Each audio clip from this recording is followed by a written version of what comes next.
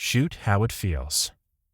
Before we go on, I need to clear up the sometimes confusing difference between the color temperature of, say, tungsten light and the effect of using the tungsten setting on your camera. The color temperature of tungsten light, which is around 2700 degrees Kelvin, is very warm. But when you set your white balance on 2700 degrees Kelvin, which is the same as putting your white balance on tungsten, your color balance strongly shifts toward blue. Your color shifts because the numbers on the Kelvin white balance scale of your camera do not correspond to the temperature of the light source. They correspond to the corrective shift it takes to compensate for light that is not 5600 Kelvin daylight white.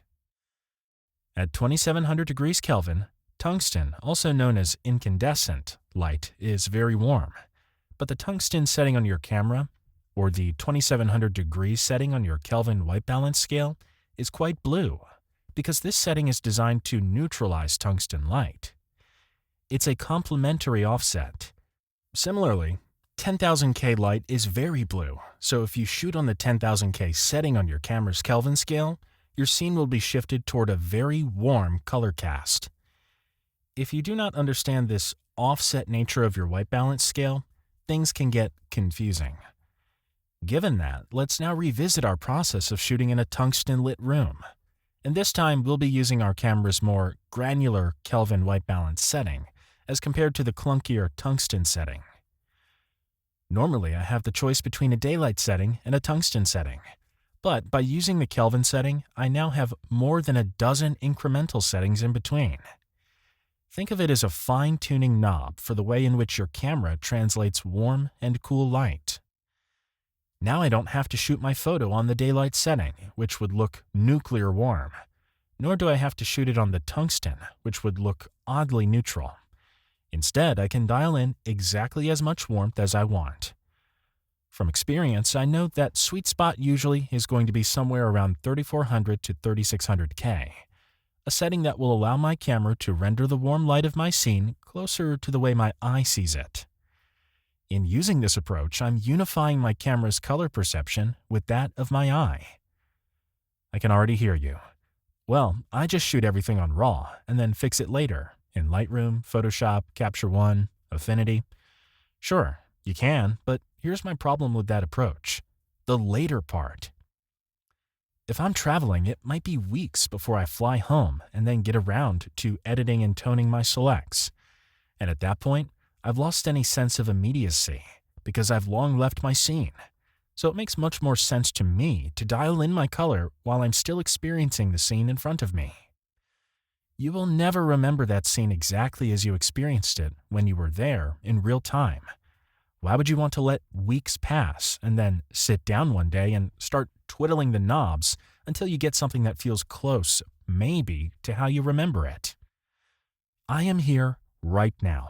So right now is the best time to marry the way my camera sees a scene to the way I see it. Let's run through another example. Assume we're out shooting deep into blue hour.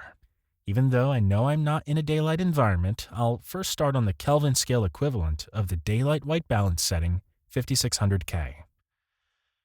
Snap a frame and look at the result on your screen. How does it compare to what you're seeing in real life? Unless you're very lucky, there will be a gap between the way your camera sees the color in a scene and the way our eyes see it. So if it's too blue, I'll ride a little higher up on my Kelvin setting, maybe 5900K or 6200K. If my first frame was not blue enough, I'll head in the other direction, maybe 5300K or 5000K. By moving along the warm-cool continuum of your Kelvin scale, you can align the way your camera records a sunlit scene with the way that you perceive it. You simply compare the light in your scene in real time to the photo on the back of your camera. If you're working with a mirrorless camera, you might not even need to make any test frames. Just use your electronic viewfinder, which is pulling its data in real time from the sensor, and including the offset from your color balance settings. This feature is one of the advantages of an electronic viewfinder. I'm also assuming you have your electronic viewfinder settings chosen to include your color and exposure settings, which you always should do if you're shooting in ambient light. But there's another component at play here as well. Should this picture be fully exposed? Because we're deep into blue hour, it's still mostly dark outside, So a full exposure is not going to look right either. Given that disconnect, I'll often drop my exposure down a stop, or maybe a stop and a half. Sure, I'm going to sacrifice some detail in the shadows, but that's a small price to pay for a photo straight out of the camera that feels much more like the scene I'm seeing in real time. Plus, it's partially dark. Some details should be missing from the shadows. Here's another reason to drop your exposure a bit, even if only temporarily. It will help you to better see your color shift. Color looks more saturated when it's underexposed, so the shifts become more obvious. When color matching the image on your camera screen to the scene you're viewing, this trick can be very helpful. So even if you have no plans to go with a darker exposure in your final image, try this underexposure trick when adjusting your white balance. It will help you to quickly get to the right Kelvin setting. This warm-cool adjustment process will feel a little clunky the first few times you use it, but soon you'll start to intuitively know what your color temperature offsets are before you start to dial them in. And with that, you will have taught your camera to see light more closely to the way that you see it. Congratulations, we're halfway there. If we're going to make a photo that better preserves the memory of being at this scene, why settle for shooting it the way it looks when we can take it one step further and shoot it the way it feels? I know. It sounded a little woo-woo the first time I heard it too. Stay with me. Just like the color of light, the current temperature of the air can be measured as an absolute. But what does 90 degrees Fahrenheit really feel like? Well, that depends. If the air is dry and breezy, 90 degrees Fahrenheit can feel pretty comfortable. But if the air is still and thick with humidity, 90 degrees Fahrenheit can feel awful. So you can't really capture the feeling of 90 degrees Fahrenheit with a thermometer, can you? You need another layer of info, because sometimes that additional offset is necessary to show how it really feels. It was 90 degrees Fahrenheit and breezy. It was 90 degrees Fahrenheit and muggy. Same temperature, two different experiences, both accurately captured with the addition of the modifier. It's the same with light. If you really notice the color shift of the light, you can often make a scene feel more true to life by pushing that shift a little bit when you choose your white balance. Or you can go the other way and rob a little color from the scene. It's all about how it feels to you at the time. So, while I have the ability to adjust my camera's white balance to shoot a scene exactly the way it looks, that no longer feels very satisfying. In fact, I've grown to think of that as merely an interim step in the process. After all, why just shoot a scene the way it looks when you can shoot it the way it feels? Because capturing that feeling in an image is what's going to put me back into this place when I look at my photo 6 weeks from now, or 20 years from now. Further, in using this approach, my photos won't just look and feel more real to me, they'll also look and feel more real to other people. So now, when I'm shooting in a non-white light, the first thing I do is take a look at that light on 5600K daylight. That's the camera's raw, clinical interpretation of the color my light is giving. In the past, I'd be looking to match the white balance of the scene to the physiological interpretation of my eye, which meant I'd usually be shifting some of the raw color out of the picture, just as my eye had done subjectively and automatically in real life.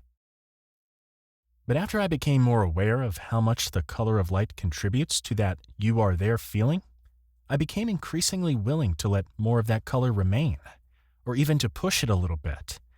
That impulse occurs most often when I'm shooting in late afternoon light. We all know that as the sun gets lower, the color of the light gets warmer. The angle of the sun's approach adds a lot more atmosphere for the light rays to blast through, and the atmosphere scatters more of the blue wavelengths, thus acting as a warming filter. At the end of the afternoon, we get golden hour, followed by a deep red hue right at sunset. And the fact that we have all internalized that afternoon equals warm color shift can give you a license to play when it comes to color balance. But how much warmth at a given hour? Who's to say? Well, you are, because you're directing this picture. So any color grading decisions are solely yours to make. When the sun is at a low angle, warm light is expected, so as long as you're in late afternoon, you can usually get away with throwing a little more warmth into your mix without making things look funny. Not a ton, but just a little bit of extra oomph. Fortunately, it really doesn't take much of a warm shift to add a nice layer of atmosphere, and see if that doesn't feel a little more real. Looking back at my photos, I found that it was often the color of the light that helped to draw me into the scene in the first place. So now, instead of being accurate, I'm more interested in being faithful. Instead of aiming for a white balance that records the scene the way that I see it, I'm aiming for a balance that records a scene the way that it feels to me. In other words, don't shoot how it looks, shoot how it feels. That's how photographer David Allen Harvey put it, late one night over drinks on a hotel rooftop in Dubai. He was holding court, and both the drinks and conversation were flowing freely. I remember thinking, shoot how it feels might be the most woo-woo, hippy-dippy photo bullshit I'd ever heard. Mind you, I was nearing 50 at that point, so I'd heard my share of photo bullshit. But fast forward 10 years, and that advice has profoundly changed the way I think about recording light. I'm a full-on convert. You're not doing product photography on white seamless for an Amazon listing, for God's sake, so why would you choose a goal of sterile accuracy? Shoot how it feels.